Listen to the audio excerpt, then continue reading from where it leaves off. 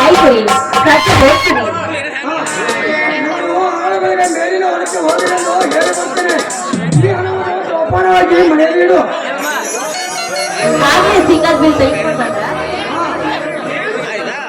10,000 ಮಾರಾಟವಾಗ ನನ್ನ ಶೇಂಗಾದ ವ್ಯಾಪಾರವನ್ನು ಕ್ಯಾನ್ಸಲ್ ಮಾಡಿ ಮತ್ತೆ 8,000 ಹಣದ ಗಂಟಾಯಿತು. ದಲ್ಲಾಳಿ ಮಾಲೀಕರಿಂದ ಅಂಚನೆಗಾಗಿ ತೆಗೆದುಕೊಂಡ ಹಣ ಈ ರೀತಿ 4,000 ಬಂದಿದೆ. ಭೂಮಿ ಕೈ ಬೆಳೆದು ಹಣದ ಹೊಳೆ ಹರಿಸಿದ್ರು ಕೂಡ ರೈತನಿಗೆ ಸಿಗೋದು ಬರೀ ಕಣ್ಣೀರಾಯ್ತಲ್ರಿ.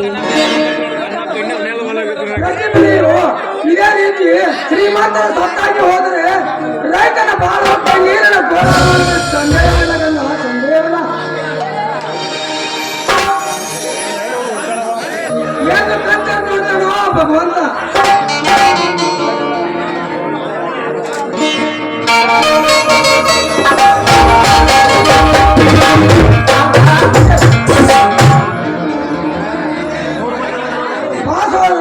ನೀವು ಯಾರಪ್ಪ ಹೆಣ್ಣು ಮಗಳು?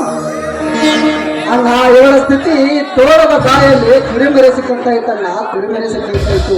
ಇವಳದೊಂದು ದೊಡ್ಡ ಕಥೆ. ಇವಳ ಚಂದ್ರವಿನ ಮಗಳು ಅಂತ. ಇವಳ ತಂದೆ ಯಾರದ ಕೊಲೆ ಕೈವಾಡಕ್ಕೆ ಬಲಿಯಾಗಿ ಸತ್ತು ಹೋಗಿ ಬಿಟ್ಟರೆ ಸತ್ತು ಹೋಗಿ ಬಿಟ್ಟರು. ಏನು ಇವಳ ತಂದೆ ಚಂದ್ರನ ಕೊಲೆ ಆಯಿತು? ಅಷ್ಟೇ ಅಲ್ಲ, ಇವಳ ಆಸ್ತಿ ಕೂಡ ಆ ರುದ್ರೇಗೌಡನ ಸತ್ತಾಗಿದೆ. ಅಸಹಾಯಕ ಪರಿಸ್ಥಿತಿಯಲ್ಲಿ ನರಳಾಡಿ ಬದುಕುತ್ತಿರುವ ಹೆಣ್ಣಿಗೆ ನಾನೇ ಆಶ್ರಯವನ್ನು ಕೊಟ್ಟು ಇವಳ ಬಾಳಿಗೆ ಜ್ಯೋತಿಯಾಗಬೇಕೆಂದು ಕರೆದುಕೊಂಡು ಬಂದಿದ್ದೇನೆ. ಇದಕ್ಕೆ ನಿಮ್ಮಿಬ್ಬರ ಅನುಮತಿ ಇದ್ದರೆ ನಮ್ಮಿಬ್ಬರಿಗೆ ಆಶೀರ್ವಾದ ಮಾಡಬೇಕಲ್ಲ, ಆಶೀರ್ವಾದ ಮಾಡಬೇಕು. ಇದೇನಪ್ಪ ಕುರಿ ಹುಡುಕುತ್ತೇನೆ ಎಂದು ಹೇಳಿ ಹೋದ ನೀನು ಮರಿಯನ್ನೇ ಹುಡುಕಿ ತಂದು ಬಿಟ್ಟಿಯಲ್ಲ. ಶಕ್ತಿ, ನಿನ್ನ ಅಣ್ಣನ ಬೆನ್ನ ಹಿಂದೆ ಎಂತ ಪವಿತ್ರ ಹೃದಯದ ಸೋದರನಾಗಿ ಜನಿಸಿ ಬಂದಿಯೋ. ನಿನ್ನಂತ ಏನೆಂದು ವರ್ಣಿಸಲಪ್ಪ ಸೋದರ.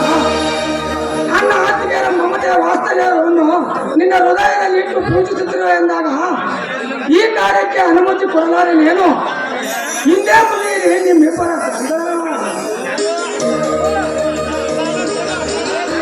ಈ ಅನಾಥ ಹೆಣ್ಣನ್ನು ಕೈ ಹಿಡಿದು ಬಹಳ ಜ್ಯೋತಿಯನ್ನಾಗಿ ಬೆಳೆಸುತ್ತೇನೆ ಎಂದು ಹೇಳುತ್ತಿವೆಯಲ್ಲ.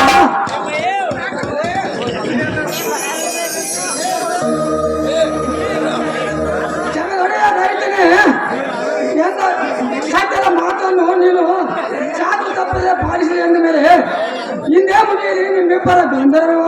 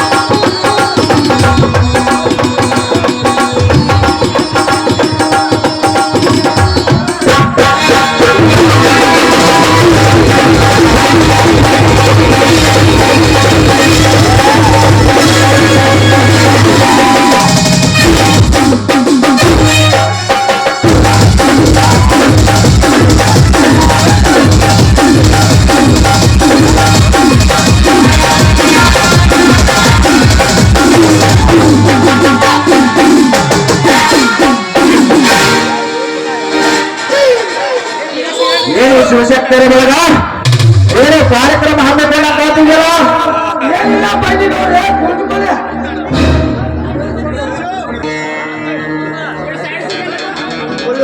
ಮಾತಾಡುದು ಗೌಡ ಕೆಲಸ ನಮ್ಮ ಕೆಲಸ ಐತಿ. ನಾವು ನೀ ತೆಗೆದುಕೊಂಡಂತ ಸಾಲದಕ್ಕ ಕಟ್ಟಬಾಕಿ ವಸೂಲು ಮಾಡಕ್ ಬಂದೇವ್ ಬಾ ಶಿವಣ್ಣ. ಏನು ಇದೇ ಮಾತು? ಪ್ರತಿ ವರ್ಷ ನಾನು ಹತ್ತ ಕಟ್ಟುತ್ತಾ ಬಂದಿದ್ದೇನೆ, ನೀವು ಸುಳ್ಳು ಹೇಳ್ತಿದ್ದೀರಿ. ನಾ ಸುಳ್ಳು ಹೇಳ್ರೆ ನಮ್ ಗೌಡ್ರ ಕೇಳಕ್ಕೋ ಶಿವಣ್ಣ, ಹಂಗ್ಯಾಕೆ ನನ್ನ ಮೇಲೆ ಡೌಟ್ ಮಾಡ್ಕೊತಿ? ಹೌದು ಶಿವಪ್ಪ, ಕಟ್ಟಬಾಕಿದ್ದು ನಿಜ. ಈಗಾಗಲೇ ಬೇರೆ ಅಧಿಕಾರಿಗಳು ಹಣ ಕರ್ಕೊಂಡು ಬಾ ಅಂತ ಬೇರೆ ಮೇಲೆ ನಮಗೆ ಪ್ರೆಷರ್ ಹಾಕ್ತಿದ್ದಾರೆ. ಅದಕ್ಕಾಗಿ ನಾವೆಲ್ಲರೂ ಸೇರಿ ಹಣ ವಸೂಲಿಗೆ ಬಂದಿದ್ದೀವಿ. ಬೇಗನೆ ಕಟ್ಟಿಬಿಡ ಹಣ. ಗೌಡ್ರೆ, ಪ್ರತಿ ವರ್ಷ ನಾವು ಹಣ ಕಟ್ಟುತ್ತೇನೆ ಬಂದೇವೆ. ಅಂದ ಮೇಲೆ ಈಗ ನಾವು ಹಣ ಕಟ್ಟುವುದಿಲ್ಲ. ಹಣ ಕಟ್ಟುತ್ತದೆ. ಹಣ ಕಟ್ಟುವವರಿಗೆ ನಮ್ಮನ್ನು ಕಟ್ಟಿ ಹಾಕಲಿಕ್ಕೆ ಬೇಕಾಗುತ್ತದೆ.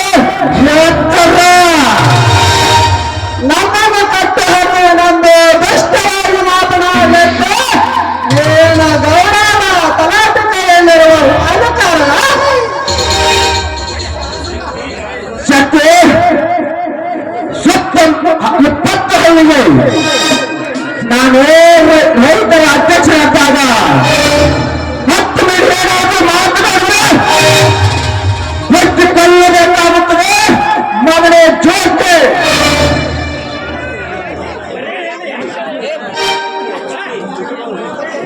ಅವರು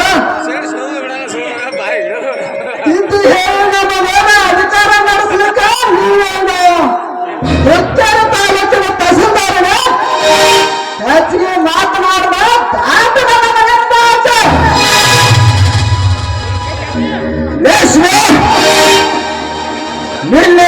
ನಿನ್ನೆ ಎದುರಿಗೆ ನಿನ್ನ ತನ್ನ ಅವಾಚ್ಯ ಶಕ್ತಿಯಿಂದ ಮಾತನಾಡುತ್ತಿದೆ. ಇದ್ದಾರೆ ಎಷ್ಟು ಶಬ್ದ ಬಂತೆ ಮಕ್ಕಳ ನಿಮಗ ಗೌಡ ನಮ್ಮನ್ನೇ ಅನ್ನ ತಂದು ಗೌರವಿರ್ತದೆ. ನಮ್ಮ ಸೌಖ್ಯದ ಬಗ್ಗೆ ಮಾತನಾಡಲಿಕ್ಕ ನೀವೇನು ನಮ್ಮ ಮಕ್ಕಳ ರಕ್ತಗೊಂಡಿದ್ದಾರ. ಇದು ನಮ್ಮ ಮನೆಯನ್ನು ತುಂಬ ಗೌರವಿರ್ತದೆ.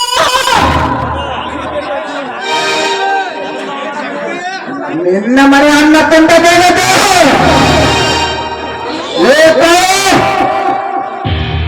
ಮಗನ ಗುರುಗಳು ಈ ಮಗನಿಗೆ ಗೌಡ್ರೆ, ಅಪ್ಪನೆ ಕೊಟ್ಟು ಬಿಡಿ. ಮೊದಲ ಹಂದಾಸದಲ್ಲಿ ಇವ್ರನ್ನೆಲ್ಲ ತುಂಡರಿಸಿ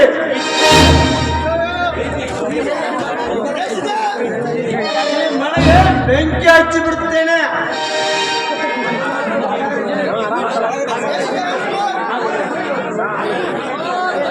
ಹಾಗಾದ್ರೆ ಗುರುತು ಬಿಡುವವರಿಗೆ ಹಾಗೆ ಮಾಡಬೇಡಿದ್ದೀನಿ. ನಿಮ್ಮ ಕಾಲಿಗೆ ಬಿದ್ದು ಬೇಡ್ಕೊಳ್ತೀನಿ.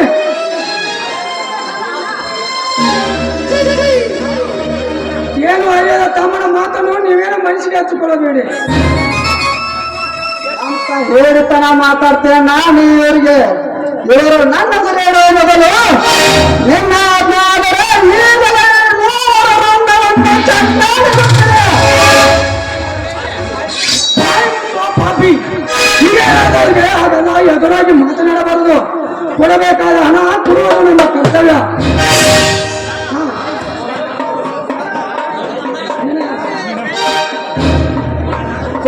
ಕೊಡು ಹೊಡೆದ ಬಡವು. ಇದೇ ರೀತಿ ನಿನ್ನ ತಮ್ಮನಿಗೆ ಬೆದರಿಸಿ ಇಡೀ ಆಸ್ತಿ ಎಲ್ಲ ಈ ಚಾಂಡಾಲರಿಗೆ ಬರೋ ಕೊಟ್ಟು ಬಿಡು. ಆ ಆಸ್ತಿ ಎಲ್ಲ ಹೋದ ಮೇಲೆ ನೀನು ನಿಶ್ಚಿಂತನಾಗಿರುವಂತೆ. ತಿಳಿದಿಲ್ಲ ಈ ಚಾಂಡಾಲ ಗೌಡರ ವರ್ತಮಾನ. ಸಮಯ ಬಂದಾಗ ನಾನು ತೋರಿಸ್ಕೊಡ್ತೀನಿ. ಈಗ ಮಾತ್ರ ನನ್ನ ಕೈ ಎತ್ತಿ ಕೊಡಬೇಡನ್ನ, ಕೈ ಎತ್ತಿ ಕೊಡಬೇಡ. ಕಟ್ಟದಿದ್ರೆ ಎಷ್ಟೆಲ್ಲ ಆಸ್ತಿಯನ್ನು ಹರಾಜು ಹಚ್ಚಬೇಕಾಗುತ್ತದೆ.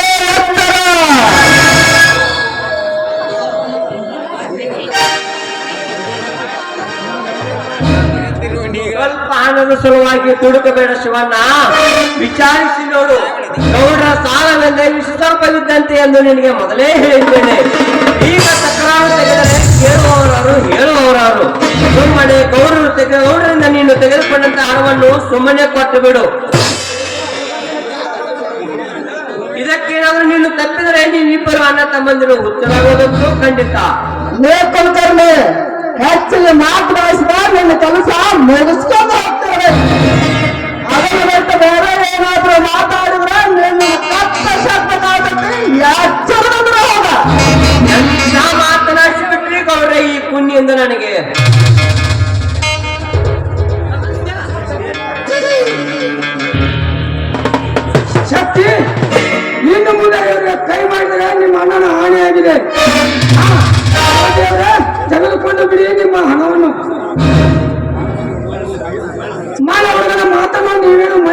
ತಿಳ್ಕೋಬೇಡಿ. ಇದಪ್ಪ ಅಪ್ಪ ಹುಟ್ಟಿದವನ ಮಾತು, ವ್ಯವಹಾರಸ್ಥನ ಮಾತು, ಸಕ್ಕಸ್ತನ ಮಾತು. ಈ ದುಡ್ಡನ್ನು ಮೊದಲೇ ಕೊಟ್ಟಿದ್ರೆ ಇಷ್ಟೆಲ್ಲ ರಾಧಾಂತವಾಗುತ್ತಿದ್ದೆ. ನಾವು ಸಕತರ ಕೊಟ್ಟದ ದುಡ್ಡನ್ನು ಪಟಪಟ ಎಣಿಸಿಕೊಂಡು ಹೋಗಿ ಬಿಡುತ್ತೇವೆ. ಇದೇನನ್ನ ನೀ ಮಾಡುತ್ತಿರುವ ಅಂಜ ಬರುವ ಕೆಲಸ. ಇದೇ ರೀತಿ ಅಂತ ಇವರಿಗೆ ಹೆದರಿ ಎಷ್ಟಂತ ಹಣದಿಂದ ಗೋಳಾಡ್ತೀವಿ ನಾ, ಎಷ್ಟಂತ ಹಣದಿಂದ ಗೋಳಾಡ್ತೀವಿ. ಎಲ್ಲಿದೆ ಅಲ್ಲ ಈ ನಿನ್ನ ಸತ್ಯದ ಮಾತು.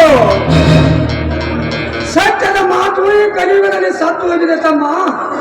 ಈಗ ಈ ರೈತರು ಉಳ್ಬೇಕಾದ ಕರ್ಮದ ಗಂಟು ಮಾತ್ರ ಒಂದೇ ಉಳಿದಿದೆ ಅಂದಾಗ ಭೂಮಿ ತಾಯಿ ಮುಗಿ ಎತ್ತರ ತುಂಬಿ ಬೆಳೆ ಕುಂತಲ್ವೋ ಅದೆಲ್ಲ ಕಟುಕ ಸರ್ಕಾರದ ಪಾಲಾಗಿ ಹೋಯ್ತಾ ಇದೆ. ಇನ್ನು ಈ ರೈತ ಇನ್ನು ಮುಂದೆ ಎಂತ ಗಂಡಾಂತರ ಎದುರಿಸಬೇಕು ಆ ಆಂಜನೇಯ ಸ್ವಾಮಿಗೆ ಗೊತ್ತು.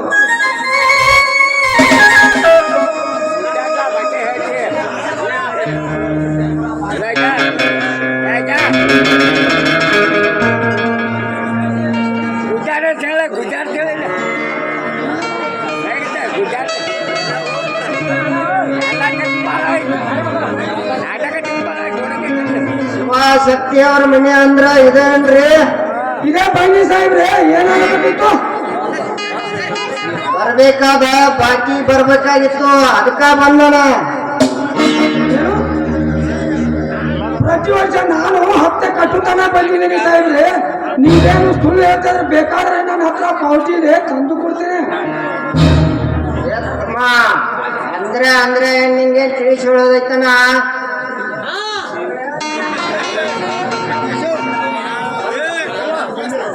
ಅಂದ್ರೆ ನಿಂಗೆ ತಿಳಿಸಿ ಹೇಳೋದೈತ. ನಮ್ಮ ಮೈ ಮೇಲೆ ಡ್ರೆಸ್, ನಮ್ಮ ಕೈಯಾಗಿರೋ ಪುಸ್ತಕ ನೋಡಿದ್ರೆ ಗೊತ್ತಾಗೋದಿಲ್ಲ ನಿಂಗ. ನಾ ನಿಮ್ಮ ಮಂಡಳ ಪಂಚಾಯತಿ ಬಂದಿರೋ ಹೊಸ ಅಕೌಂಟೆಂಟ್ ಕ್ಲಾರ್ಕ್ ಅದನ. 4 ವರ್ಷದಿಂದ ಬಾಕಿ ಐತೆ, ಅದನ್ನ ತುಂಬಿ ಪಾವತಿ ಪಡೆದುಕೋ. ಏನ್ ಹೇಳಾಕ್ತೀರಿ ಸಾಹೇಬ್ರ? ಪ್ರತಿ ವರ್ಷ ನಾನು ಹಪ್ತೆ ಕಟ್ಟುತ್ತಾನೆ ಬಂದಿದ್ದೇನೆ. ಬೇಕಾದ್ರೆ ನನ್ನ ಹತ್ರ ಪಾವತಿ ಇದೆ, ತೆಗೆದು ನೋಡಿ. ಇದರಲ್ಲೇನೋ ಮೋಸವಿದೆ. ನೋಡ್ತಮ್ಮ, ಮೋಸ ಮಾಡಕ್ ನಾಯನ್ ಪಂಚಾಯತಿ ಪಂಚಪಾಲ ಸುಧಾ ಮುಸಲ್ಮಾನ್ ಅದನ.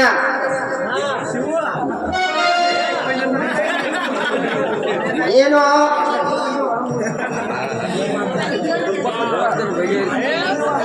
ಮೊದಲಿನಂತೆ 800 ರೂಪಾಯಿ ತುಂಬಿ ಪಾವತಿ ಹರಿದುಕೊಳ್ಳಬೇಕು. ಇದಂಗೆ ಗುರು ಗಂಗಾಧರ, ಇದು ಎಂತ ಅಗ್ನಿ ಸಂಕಟದ ಪರೀಕ್ಷೆಯಲ್ಲಿ ನುಗ್ಗಿದೆಯೋ ತಂದೆ ಸಾಹೇಬ್ರೆ. ಸತ್ಯವಾಗಿಯೂ ನಾನು ಹಣ ತಿಂದಿದ್ದೇನೆ. ಬೇಕಾದರೆ ಪಾವತಿ ತಂದು ತೋರಿಸುತ್ತೇನೆ ನೋಡ್ರಿ. ಇವು ನಮ್ಮ ಮಂಡಲ ಪಂಚಾಯತಿ ಪಾವತಿ ಅಲ್ಲ, ಶಿವಶಕ್ತಿಯವರೇ, ಇವು ನಕಲಿ ಪಾವತಿ ಇದ್ದಾವೆ. ನೀವು ಆ ಚಂಡಲರು ನೀವು ತುಂಬುತ್ತಾ ಬಂದಿರೋ ಹಣವನ್ನು ಮೋಸ ಮಾಡಿದ್ದಾರೆ. ಈಗ ಮಾತ್ರ ನೀವು ಹಣವನ್ನು ತುಂಬಿ ರಸೀದಿಯನ್ನು ಪಡೆದುಕೊಳ್ಳಲೇಬೇಕು. ಎಲ್ಲ ಮೋಸಗಾರ ನನ್ನ ಮಗನೇ, ಅಣ್ಣ ಅವನ ಯಾರಂಬೋದು ನನಗೆ ಪತ್ತೆ ಹಚ್ಚು. ಈಗಲೇ ಹೋಗಿ ಅವನೆಲ್ಲ ತರಿಸರಿ. ಆ ಹಣವನ್ನು ನಾನು ವಸೂಲಿ ಮಾಡಿಕೊಂಡು ಬರ್ತೇನೆ. ಅವನು ಎಲ್ಲಿರೋ ಯಾವ ಊರಿಗೆ ವರ್ಗಾಯಿಸಿಕೊಂಡು ಹೋದ್ರು ಯಾರಿಗೆ ಗೊತ್ತು. ಕಾಲ ನೇಮವೇ ವಿಜಯ ಎದುರಾಗಿ ನಿಂತಾಗ ಯಾರ್ಯಾರು ಮಾಡಲು ಸಾಧ್ಯ ಇಲ್ಲ ತಮ್ಮ. ವಿಧಿಗೆ ನಾವು ಎದುರಾಗಿ ನಿಲ್ಲಲೇಬೇಕಣ್ಣ, ಎದುರಾಗಿ ನಿಲ್ಲಲೇಬೇಕು. ಹಾಗೆ ಕುಳಿತರೆ ಈ ಜೀವಿಗಳನ್ನಾಗಿ ಮಾಡುವವರಿಗೆ ಬಿಡುವುದಿಲ್ಲ. ಜೀವಿಗಳನ್ನಾಗಿ ಬಿಡುವವರಿಗೆ ಬಂದದ್ದು ಬರಲಿ. ಹಣ ತುಂಬುವ ಪ್ರಸಂಗಾನುಸಾರವಾಗಿ ಇದರ ಹಿನ್ನೆಲೆ ತಿಳಿದು ಹೋಗು. ಆಸ್ತಿ ಸಂಪತ್ತು ಎಲ್ಲ ಹಾಗೆ ಹೋಗುದು. ಏಕಾಗ್ಲೇ ಶಕ್ತಿ ಏನೆಂಬುದು ನಾನು ತೋರಿಸೇ ಬರ್ತೀನಿ. ತೆಗೆದುಕೊಂಡು ಬಿಡಿ ಸಾಹೇಬ್ರೆ, ನಿಮ್ಮ 800 ರೂಪಾಯಿ ಹಣ. ಆಯ್ತು, ಈ ಪಾವತಿಯನ್ನು ಸರಿಯಾಗಿ ಕಾಯ್ದಿರಿಸಿ ನಾನು ಬರ್ತೇನೆ.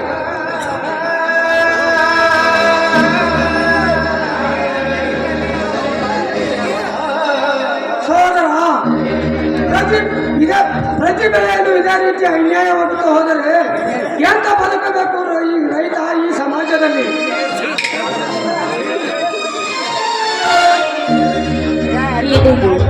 ವಾರದ ಹಿಂದೆ ಹಣ ತುಂಬಿದೆ, ಮತ್ತೆ ಬಂದಿದೆ ಅಂದ್ರೆ ಮುಂದೆ ಏನ್ರಿ ಮಾಡೋದು?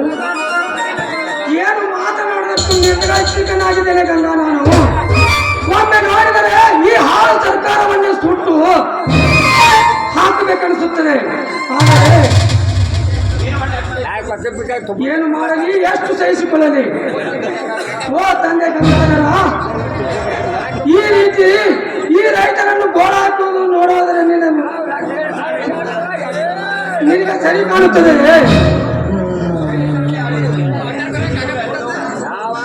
ಅರಿದು ಹೊಟ್ಟೆ ಪಾಡಿಗಿಟ್ಟ ಹಣವೆಲ್ಲ ಹರಾಂಕರನ ಪಾಲಾಗಿ ಹೋಯ್ತದಪ್ಪ ತಂದೆ. ಹರಾಂಕರ ಈ ಕೆಟ್ಟ ಸಮಾಜದಲ್ಲಿ ರೈತನೇ ಜಗದ ಅನ್ನದಾತನೆಂದು ಜಗದ ಲಂಚಕೋರರಿಗೆ ಅನ್ನದಾತನೆಂದು ಘೋಷಣೆ ಹೊರಡಿಸಿದ ತಂದೆ. ನೀನು ಇದೇ ರೀತಿ ಕಣ್ಣು ಮುಚ್ಚಿಕೊಂಡು ಕಟುಕರಿಗೆ ಅನ್ನದಾತನೆಂದು ರೈತರಿಗೆ ಕಷ್ಟ ಕೊಟ್ಟು ಹೋದರೆ ನೀನು ನಾನೇ ಆಗಿ ಈ ರೈತ ಉದ್ಧಾರ ಆಗಲ್ಲ ತಂದೆ. ಜೋಡೆತ್ತು ಕೈಚಿದಲ್ಲ ಈ ರೈತ. ನಿನ್ನ ಎದುರಿಗೆ ಮನಪಾಲಾಗಿ ಹೋಗುತ್ತಿದ್ದಾನೆ ಅಂದ ಮೇಲೆ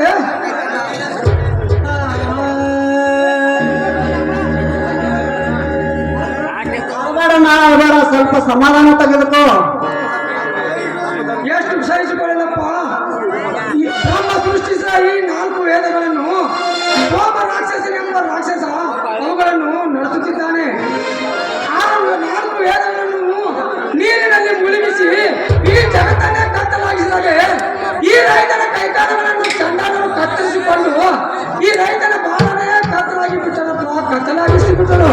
ಅದನ್ನೆಲ್ಲ ನೀನು ತಲೆಗೆ ಹಚ್ಚಿಕೊಳ್ಬೇಡ, ತಲೆಗೆ ಹಚ್ಚಿಕೊಳ್ಬೇಡ.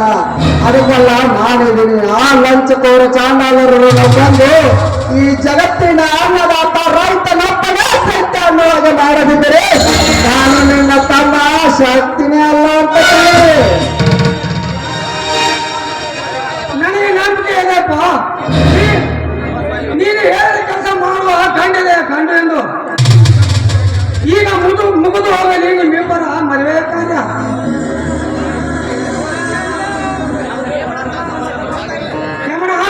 ನನ್ನ ತಮ್ಮನ ಸತಿಯಾಗಿ ಬಂದ ನೀನು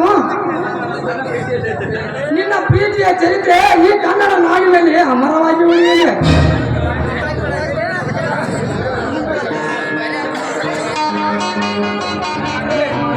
ನಿಮ್ಮಿಬ್ಬರ ಬಾಳುಗಳು ಹೆಬ್ಬಿ ದೇಶದ ಹಂತರವಾಗಲಿ. ನೊಂದು ಬೆಳೆಯುತ್ತಿರುವ ಯಮುನೆಯ ಕೀರ್ತಿ ಶಕ್ತಿಯ ಕೇಳಿದು ಬಾಳು ಕೀರ್ತಿಗೆ ಸಾಗಲಿ. ಇದೇ ನಮ್ಮೆಲ್ಲರ ಆಸೆ. ಪವಿತ್ರವಾದ ನದಿ ಹೆಸರಿನಿಂದ ಬೆಳಗಿದ ಯಮನಾ ಶಕ್ತಿಯ ಸತಿಯಾಗಿ ಬಂದ ನೀನು ಪತಿಯ ಆಶ್ರಯದಲ್ಲಿ ಶಿವಗಂಗೆಯರನ್ನು ಹೃದಯದಲ್ಲಿಟ್ಟು ಪೂಜಿಸುವನ್ನು ಮರೆಯಬೇಡಿ. ಇದೇ ನನ್ನ ಆಸೆ. ನಿಮ್ಮ ಮಾತನ್ನು ನಾನು ಎಂದಿಗೂ ಮರೆಯುವುದಿಲ್ಲ. ಹಾಗೆ ಒಟ್ಟಿನಲ್ಲಿ ನಿಮ್ಮಿಬ್ಬರ ಮದುವೆ ಕಾರ್ಯ ಮುಗಿತಲ್ಲ, ಅಷ್ಟೇ ಸಾಕು. ಬನ್ನಿ, ಇದೇ ಸಮಯದಲ್ಲಿ ಎಲ್ಲರೂ ಸೇರಿ ಹಾಡಿದಲ್ಲಿ